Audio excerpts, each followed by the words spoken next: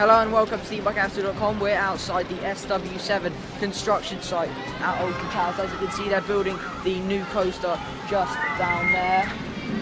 It looks like a large portion of the track will actually be underground and indoor, as they are building an extremely large indoor area, and this could possibly also form the station and also a shop. It's only October and we're here on one of the last days of the park season to look at how the coaster is going. Loads of diggers on site. I'm trying to look for any track, lots of cars going behind there. But here's some inside views of the coaster. It looks really good. Looks like it's going to be really compact and a lot of it underground. Here's some clips from inside. Anyone come in?